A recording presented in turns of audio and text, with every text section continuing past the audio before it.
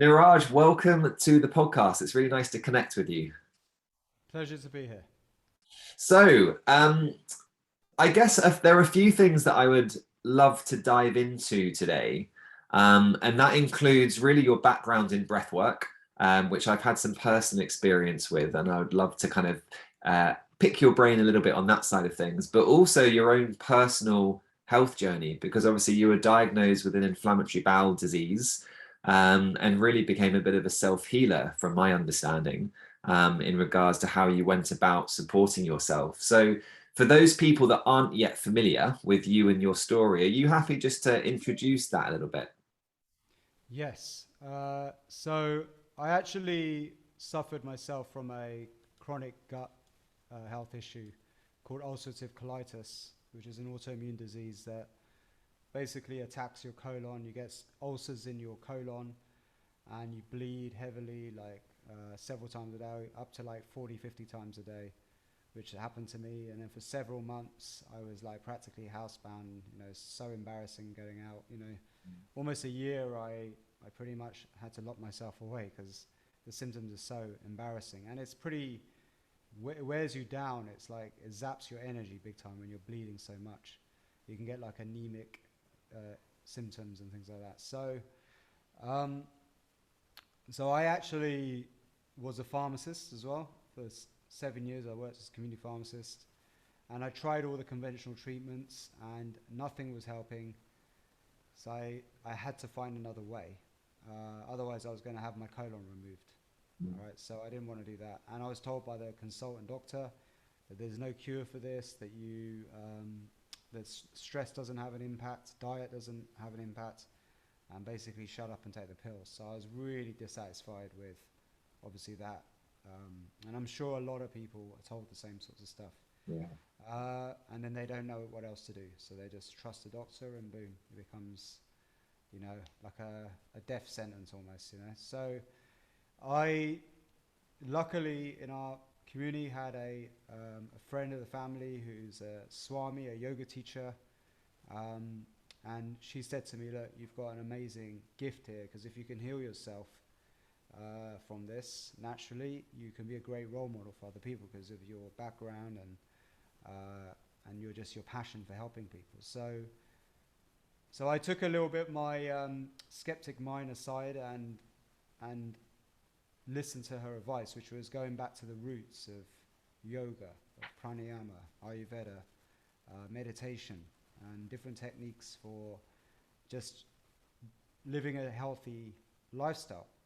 And it was a combination of her giving me this, like, this new way of looking at this illness as more of a gift, and then following this simple lifestyle changes from what she taught me, and then the breathing techniques which she taught me from pranayama, which are very similar um, to what I do now on a bigger scale. But what it did was it opened the doors to really going deep. So once I got some benefits from some very basic breathing techniques which are designed to turn off the stress, I was hooked. So I went right down the rabbit hole and learned as much as I can about breathing techniques.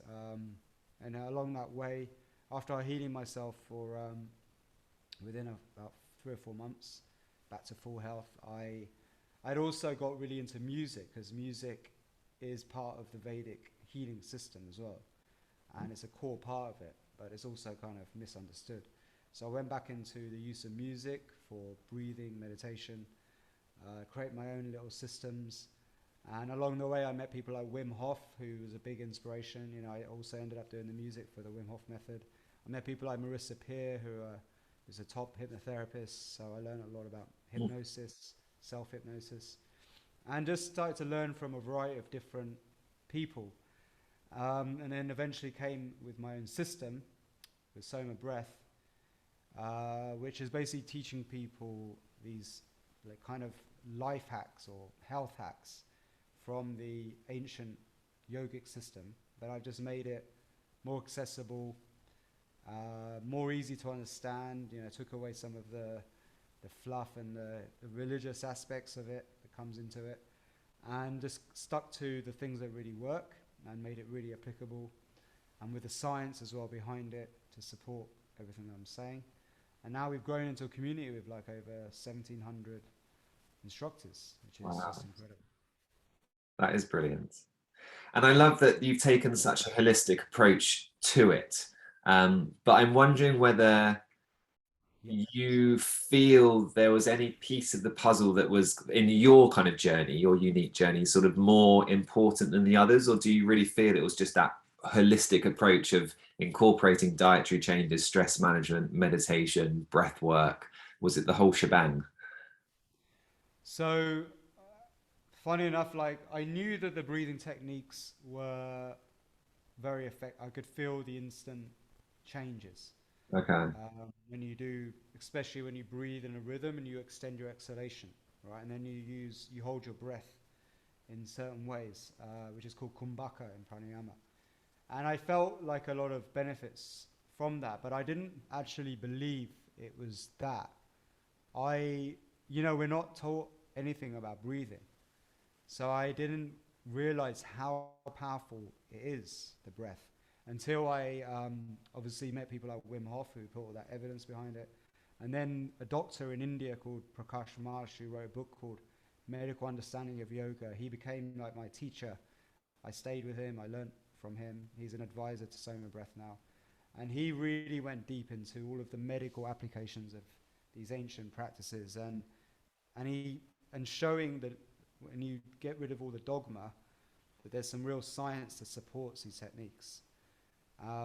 Not just for healing, but for different processes, for longevity, improving your fitness, stamina, but also exploring the mind and consciousness. Mm. So that was really, really enlightening for me. This was several years ago, which I, started to train in this. But I also found that there was a lot of evidence and benefit to one of the Ayurvedic treatments that I use called Colostrum, which is the first milk that you consume as a child. But if you're not receiving enough colostrum as a baby, you will not develop the immunity that you need in the gut, and it can lead to childhood diseases. So if you look at the animal kingdom, colostrum in cows is a very important thing, and the farmers have all these colostrum banks. Now, if a cow doesn't get enough colostrum, the cow's not going to grow into a healthy, cow. But the calf isn't going to grow into a healthy cow. So they actually have a whole network for giving colostrum to these calves if they don't get enough. But the cow makes so much colostrum, like we're talking 1,000 times more potent than human colostrum and 4 or 5 times more than what the calf needs. There's an excess of colostrum. So Ayurvedic practitioners from many thousands of years ago understood that if you were to take the cow colostrum, which works in humans as well, you can heal somebody's gut just with that colostrum. And the gut is according to the Vedic system, the place where disease usually manifests from. And by gut, we're talking about all the way from the mouth, all the way through, esophagus, all the way down into the stomach, into the intestines, into the colon. So it's the whole inner core of our being, all right? And this is where you have this gut microbiome, which works with your immune system. It's actually majority of your immune system, but also is where you produce a lot of the serotonin in your body. Like I think 60 to 70% serotonin is produced in your gut. And I have a bit of a theory that a lot of gut issues happen from when people are literally kicked in the gut. You know that expression? I feel like I've been kicked in the gut. It's like when you've had a major setback, somebody's done something wrong to you, you feel wronged, you get that anger build up, that frustration. It's that feeling like you've been kicked in the gut feeling. Well, I believe what that does is it messes up your serotonin receptors, and it also messes up the gut microbiome, the flora, and then that messes up your whole digestive system, the quality of digestion, which then can lead to autoimmune, where your healthy cells attack. Your immune cells attack your healthy cells. So it becomes like a vicious cycle. And if you look, there are some treatments for ulcerative colitis which are using certain antidepressants that target the serotonin receptors in the gut, they found to relieve the inflammation in the gut. Now, there's another substance which grows everywhere in Asia, where I live in Thailand and also places like Bali, called kratom. Now, there's a lot of like controversy about this plant because it's such a threat to the opioid industry, but it's in low doses, it's been shown to be a very powerful modifier of the gut. In fact, the Thai people use it for thousands of years as traditional medicine for the gut. Not only does it give you energy, it improves your mood, but it can also improve gut health. And it can, fix things like diarrhea and other infections that happen in the gut. So I actually found that was really powerful as well, but it also, the fact that it works for people who have colitis, I think it also shows that with ulcerative colitis and autoimmune issues, there's a link between the serotonin in the gut, which is a part of your intelligence, of your, like you could say it's your second brain, third brain being your sex and that area, and then you have your that's your third brain, is the gut and your sex, and then you have your second brain, which is your heart, and the first brain, which is, or you call it the dantians in the Buddhist system, in the Tibetan system. So I think the gut is such an important part of your intelligence, and when you stop listening to your gut intelligence, your gut instincts, right? When you go off that, that's when you disrupt this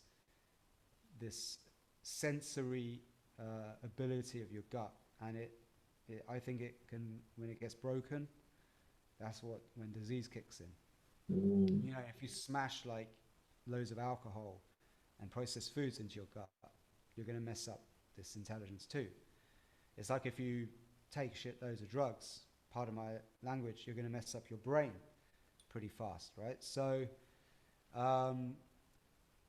my protocol is holistic, but I would say there is some, if you look at the things that actually really work and there's loads of evidence behind, you can see what it's doing. If you look at it for something like ulcerative colitis, is it's working on either the gut microbiome, it's working on your intelligence of the unconscious mind, which is linked to your gut as well, gut health and the microbiome, but also the serotonin receptors. So I would say the breathing techniques for switching off stress, and also creating strength, because through the breath retentions you can create strength and actually bring the stress under your control. But then also the colostrum for repairing the gut, and then and stimulating the gut microbiome. But then the third thing would be the things like kratom, natural things that improve the mood of your gut. But actually the most important of all, let's say these are 3 things you can take, but I don't believe that any of those work as effectively unless you start to learn to your own gut instincts. And that requires you to train yourself to get out of your head and back into your body. That's why I love, what people like Wim Hof do, is because they're all about getting back into the body, into feeling and understanding yourself. And the whole mantra, philosophy of yoga is know thyself. Ayurveda is all about know thyself. And, we live in a world now where they're trying to make everybody the same, right? A collective which is completely uniform, where everyone's treated like an average. Problem with average is this, like if you take somebody's blood pressure, right? They'll tell you that the average of that person's blood pressure is 120 over 80, and that's normal. But if you actually take the blood pressure of the entire population, right, you'll find that the blood pressure chart is more like a bell-shaped curve, where you have a congregation of average around 120 over 80, where you have lots of people whose normal blood pressure is very low or very high. Like for Gandhi, for example, guess what his blood pressure was? No idea. It was 200 over 100. But when Wow. they did the post-mortem on his body, he didn't die of heart problems. He died of a bullet in his head. And he was 80 years old plus. They found that there was no complications from the blood pressure. Huh. So for what's your normal might not be my normal. And if you go and try and treat blood pressure like that, the problem is say, oh, your normal is uh, normal should be 120 over 80, but you're way off. You're like 160 over 100 or something, and then they'll give you a pill to try and correct it.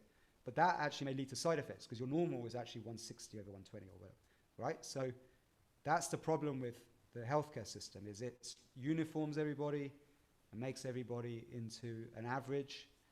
And when you try and treat people as averages, that's when the problems happen. But if you go back to the traditional systems, Chinese medicine, Indian medicine, it's all about understanding who you are, your true nature. And through that, you can then customize a treatment plan to create your normal, not that it's aligned with your normal, not somebody else's normal, which may not be right for you. You know, otherwise you get a lot of false positives. Yeah. And that's what we're seeing right now. We're having epidemics of disease that could be manufactured now by medical tests. Mm. I think that's such a powerful message, Niraj. And I think one of the things that I've seen over the years, and it's obviously very understandable, and quite admittedly, I've been there myself, is as an individual trying to heal, often we're seeking a solution from someone else, or almost sort of more through a generic approach. You know, what's the right diet for me with this symptom or this condition? And you're kind of spinning that on its head and saying, well, really, we need to be listening to our own bodies. We need to be thinking about ourselves as an autonomous human being. And obviously, with partnership and with the right professional, go on kind of that almost journey of discovery back to ourselves. Yes. That's And really here's the powerful. thing. And here's the thing, like, we're not about curing people. That's not what we do, right? A cure simply means bring somebody back to how they were before they had the symptoms, okay? And if you do that, if you cure somebody, the problem is that it's that character of that person, their personality, their physical shape, their lifestyle, all those habits that's led them to that chronic disease in the first place. I'm not talking about acute diseases. I'm not talking about infections, viruses, things like that. That's completely different. I'm talking about chronic disease, lifestyle diseases, right? And if you just bring somebody back to their original lifestyle, that lifestyle is what caused the problem in the first place. And they're just going to repeat that cycle, that pattern, and get sick again. What we're about is transforming. When you transform somebody, they become a whole different person. They're not the same person again, because what they've done is they've remembered who they truly are before all of the layers of conditioning took place as a child, which made them into something that they're not, which is what made them sick in the first place.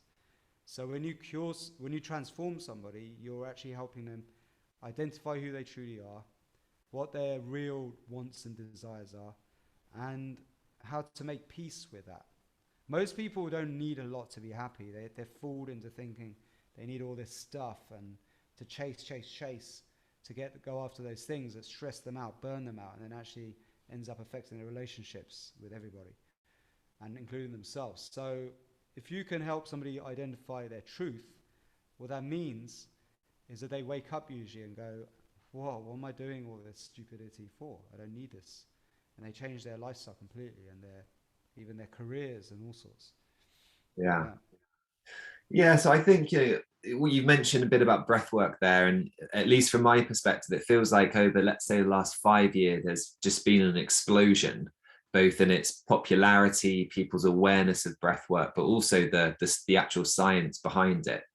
Um, and certainly, especially I think with everything that's happened over the last year and a half, we see anxiety, depression, stress being at an all-time high.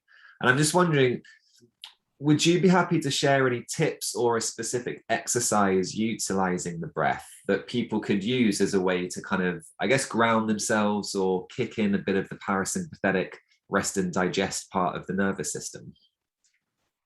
Yeah, certainly. So, yeah, breathwork is an amazing tool, right? There's many different styles of breathwork. You know, qigong almost pretty much translates as breathwork, right? Pranayama is energy control, but also it's breath control. It's a way of using breath techniques to gain some control over your physiology. It's a form of breath work, right? So there's all these different types. Profound.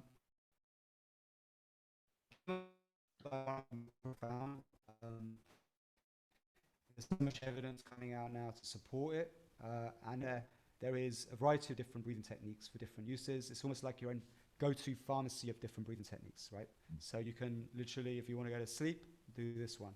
If you want to cure heartburn, do this. If you want to get more energy, do this. If you want to live longer, do this. If you want to turn off stress and stay calm, balance your emotions, do this. So there's all these different breathing techniques. You know, even cool your body down, heat your body up. It's amazing that they knew all of this stuff. But something that's applicable to, I think, everybody right now, because we are in such a stressful environment in the world, is stress itself and a way to deal with stress.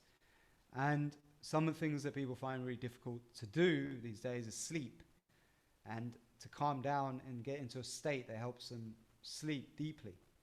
Now, if you actually train properly in pranayama, you're going to need less sleep and you're going to have more energy throughout the day and all of this stuff.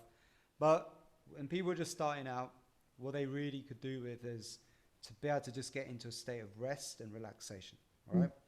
So that then they can have just a better quality of life in general. There's no good being all stressed out and hyped up all day long, right? You need a way to turn that off. So the simple principles of breathing is this. When you breathe in, you stimulate the sympathetic nervous system, okay, which is your fight and flight. It's the action side of the nervous system. When you breathe out, you stimulate the parasympathetic nervous system, okay? So exhaling actually is initiating the rest and digest side. Your heart rate goes down a bit when you exhale, and it's linked to the parasympathetic, all right? Now, if you breathe in a rhythm, okay, like a perfect rhythm, let's say you have a clock or a timer of some form to time the rhythm of your breath, like say in seconds. Breathing in rhythm means when you breathe in and out at the same length of time consistently at the same rate, right? Now, lots of evidence shows if you breathe under 10 breaths per minute, right, where you're extending your exhalation, where your exhalation time is double the inhalation time, what that does is it actually triggers the parasympathetic nervous system. So you're breathing out longer than you breathe in. And what that does is it creates also a state of coherence when you're breathing in a perfect rhythm. So erratic breathing is what you do when you're stressed. You don't breathe in a perfect rhythm. Your inhale may be jerky, erratic, and not smooth, right? And you can see this. You'll see the graph of somebody's breath, inhale, exhales will be a bit jerky and not consistent. But a coherent breath is when it's smooth and rhythmical, right? And you get more of a sine wave forming, okay? And so when you breathe smooth, also to a rhythm with double your exhale time, the studies show that this is the best state when it's under 10 breaths per minute, especially around 6 breaths per minute, for creating a state of positive energy in the body, a feeling of relaxation and rejuvenation, and the best state also to get into a therapeutic healing state. All right, so there are studies you can look up that shows this. We have various studies listed on our website, our blogs that you can look up. But that is the optimum rate, and this is actually the foundation of Soma Breath techniques, is the extended exhalation with rhythmic breathing. So what I invented was a method of using music to count the rhythm, right? So usually in pranayama, you'd use like mala beads or count in your head, like number of seconds. So you breathe in for 2, out for 4, and so on, right? Some of the sessions, maybe you breathe in for 4, hold for 8, and then breathe out for 8, and so on, right?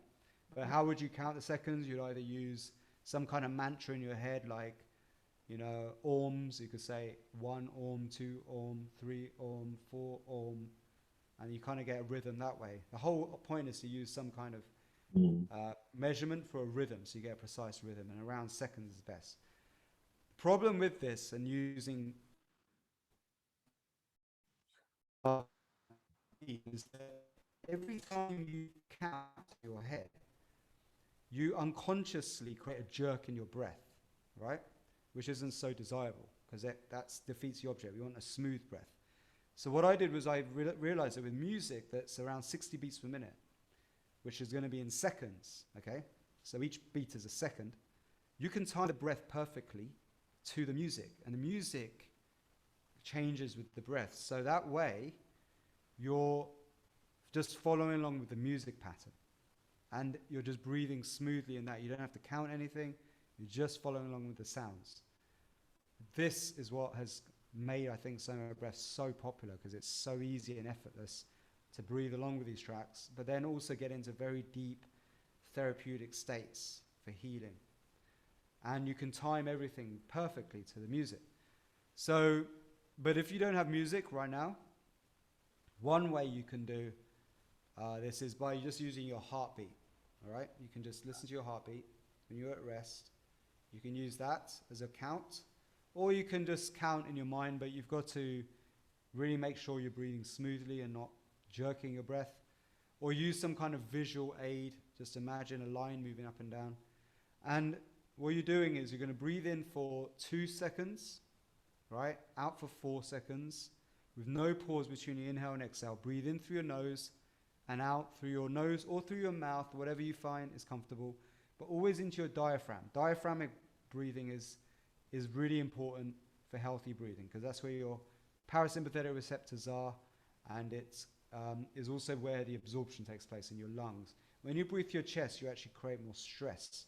Okay, a lot of these things you can observe by watching somebody breathe when they're stressed.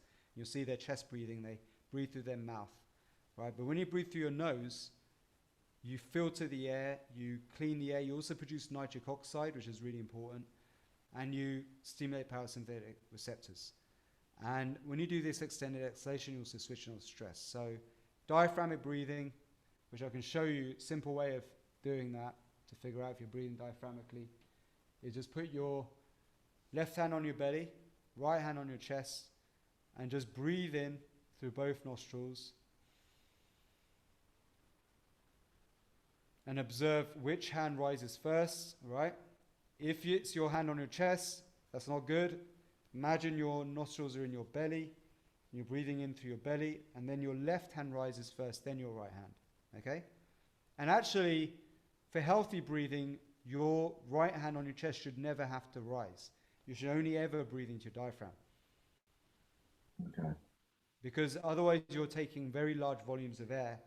This is a whole nother, like we'd have to go much deeper, but volume of air is also causes issues for your health if you overbreathe. The bigger the volumes of air you need to breathe, actually is a sign of less health. The less you need to breathe, actually the better your health is, because it means you're more efficient using oxygen. Oxygen itself is actually corrosive to the body, right? It's oxidative. It causes oxidation. It's what makes us age. But when you can minimize the amount of oxygen you breathe in and raise your carbon dioxide tolerance, which is linked to absorption of oxygen, then actually you have less risk of this aging, and that improves your longevity.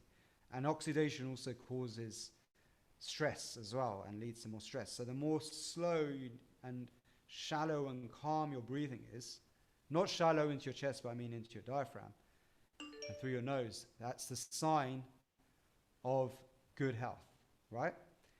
And we talk all about this in our Soma Breath Fit course in a lot more depth. There's scientists like Buteyko, who created the Buteyko method, which really backs all of this stuff up. Pranayama itself is like a science of reduced breathing, slowing your breathing down to improve your breathing efficiency, oxygen efficiency, right? And all the techniques we teach in Soma Breath is all about slowing your breathing down, training yourself to have oxygen efficiency. And what this does then is improves your health in many different ways. You know, the more efficient you're using oxygen.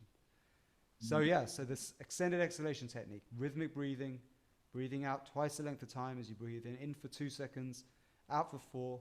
What's that going to be? That's going to be 6. One breath is every 6 beats.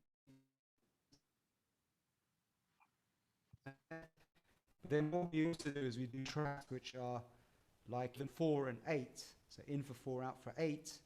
That's 12.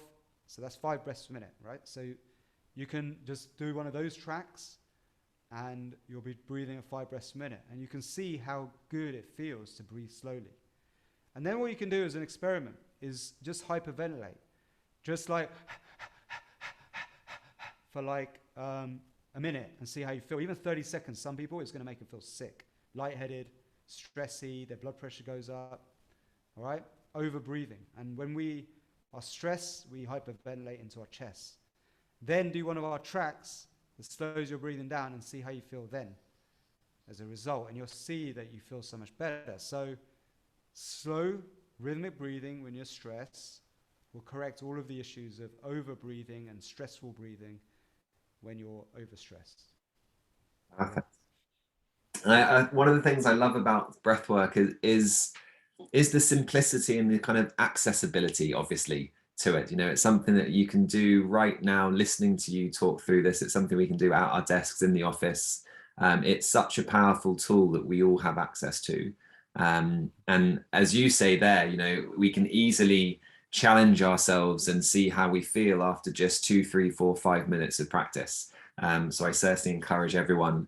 I'm currently training in transformational breath, Niraj. So although slightly different, what you mentioned earlier around breathwork can be a powerful tool from sort of a consciousness and spirituality perspective.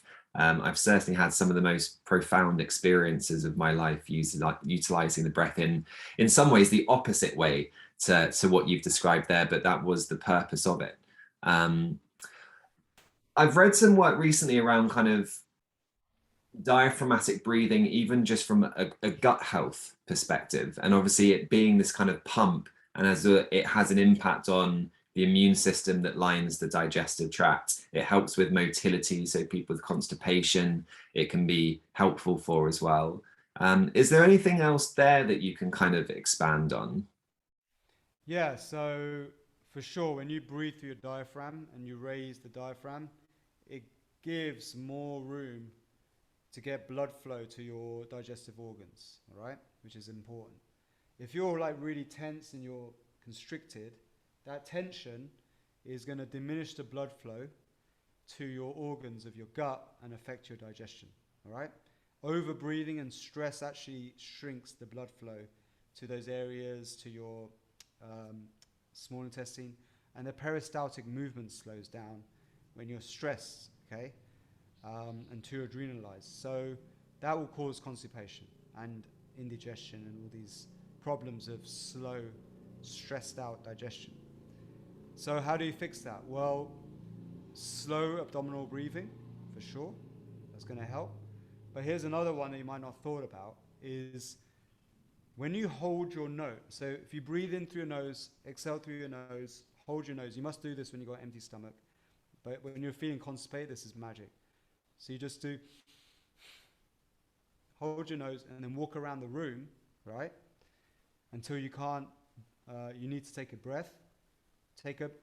Never breathe through your mouth. Breathe in through your nose, out through your nose again, hold, keep walking around. Do that several times until you start feeling a bit flushed. And you'll find that you're getting, so all of your blood vessels wake up in the gut. What happens is nitric oxide is produced, carbon dioxide levels increase.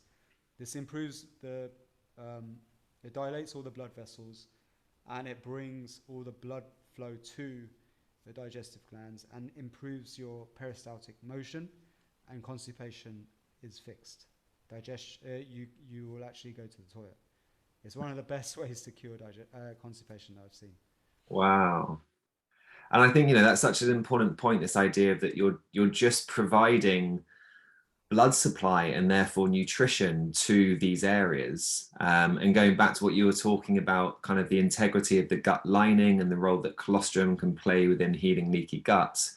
Well, for that gut lining to heal from more of a, let's call it an endogenous sort of perspective, you need that blood supply. You need those nutrients being circulated to those areas. So those sorts of breathing exercises and techniques are going to be incredibly powerful for a lot of our listeners as well. Is there anything else that really stands out for you, Niraj, within your kind of your journey that we haven't yet touched on? Maybe we could talk a little bit about the music as well, because Yeah. yes, so music is like it's what drives everything that I do. It's the it's the soundtrack to all of our meditations. It's what guides the rhythm for the breath meditations. It's also part of our therapeutic sessions for just listening and passively using it to, go into altered states of consciousness or go into sleep. When you combine it with things like brainwave entrainment. So music is a big core part of what we do, and I think it's something that makes us stand out from everybody else, because I have been fortunate enough to attract some of the most incredible world-class music producers as well to work with me. I'm a producer myself, and so there's something about music when you combine it with the breath, as I was talking about before, where magic happens. It's the use of the music as well to enhance the getting into these altered states of consciousness. That was really, really interesting to me as well. So, if you want to go into those deep brainwave states, when you do that extended exhalation that I was talking about, a rhythmic extended exhalation for like 15, 20 minutes with this kind of therapeutic music behind it, you can get into very, very deep altered states of consciousness. If you were just doing the either the music on its own or the breath on its own, like the combination of the two is more powerful. But same goes for if you want to get into these gamma high frequency brainwave states. We use like more powerful, faster rhythmic music. And actually what helped Soma Breath grow was I created these experiences that take you into, not only into very therapeutic, powerful states that basically improves your whole physiological health, but also takes you into these gamma brainwave states. And this is a combination of faster rhythmic breathing, similar to what you do, like conscious connected breath, but combined with breath retention techniques, and building up. So it's like a sequence of different pranayama techniques, building up to a big crescendo at the end. We would be, when we're doing these sessions, I also use guided meditation, different visualization techniques as well over the top.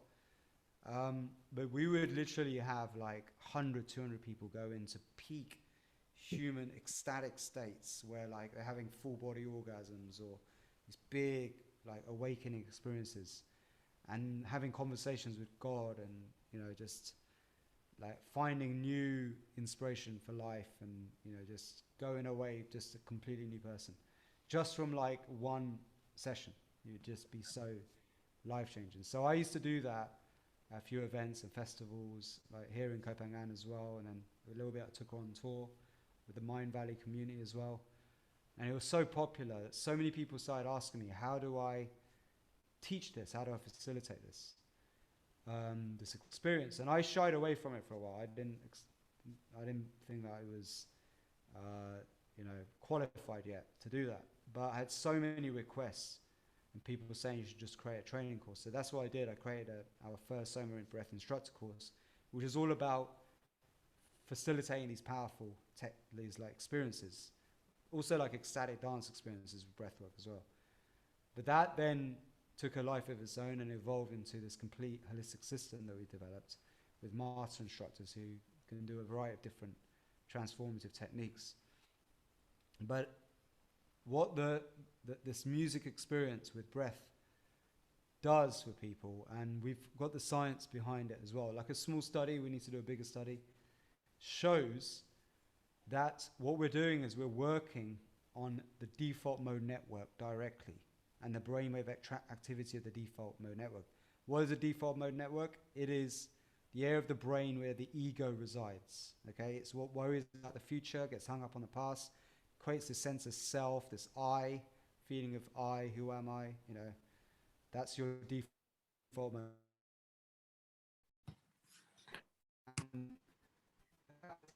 And conditioned through life experience.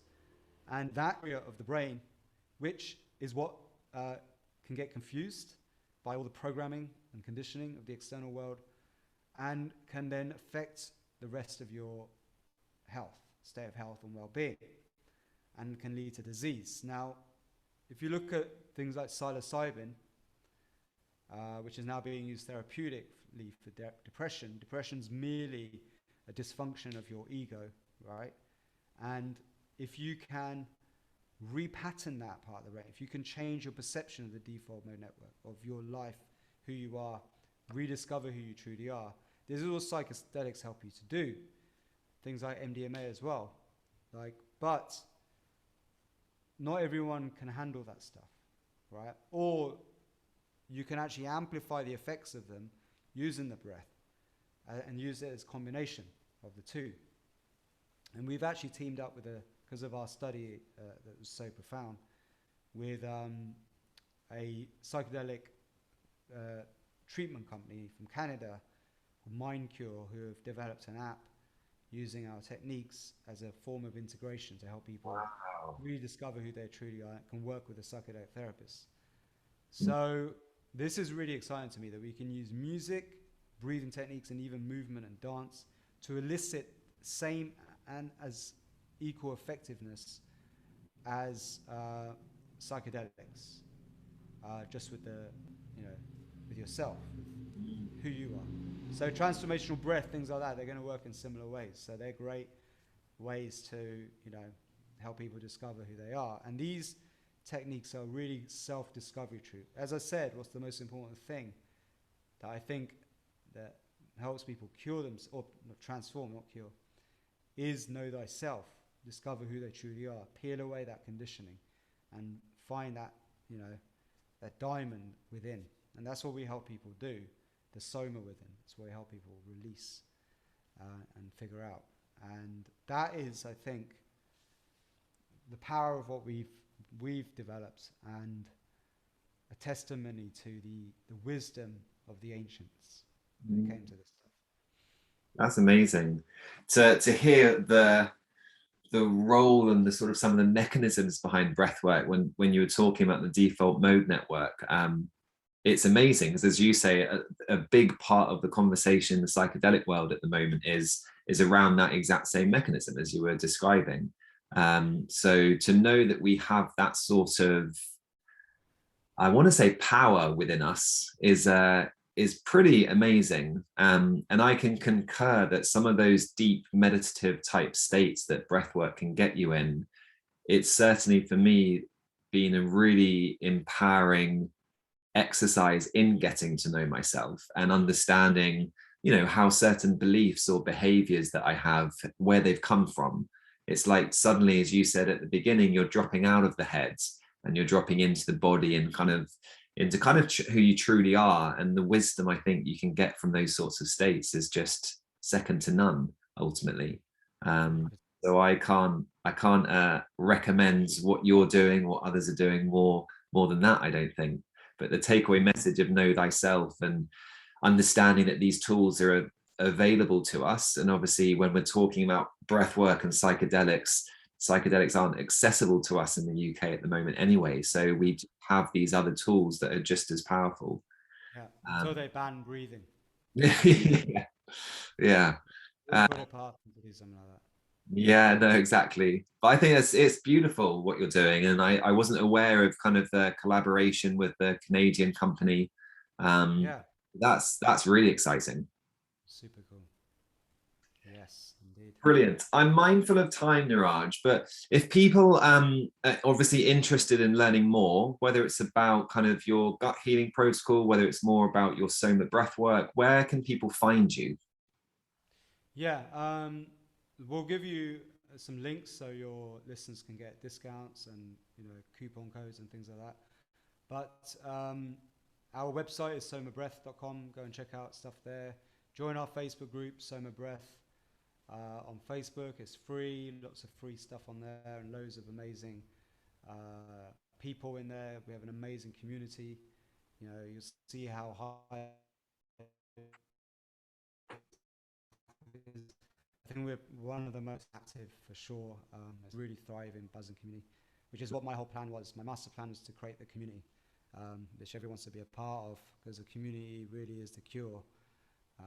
And then also our YouTube channel, which is also Soma Breath. Loads of free stuff on there. You can test out our breath meditations as well on there, and some of our rhythmic breathing tracks designed to train you to have healthy breathing habits. Perfect. So all right. Excellent. My Instagram, obviously, Niraj Naik official on Instagram. Also Soma Breath on Instagram. Okay. Brilliant. Niraj, I could talk to you all day about this stuff. It's been fascinating. So thank you so much for sparing some time to come and chat. And hopefully we can collaborate in some shape or form in the future as well. I would love that. Sounds like a plan. Brilliant. Thanks, Niraj. My friend. All right.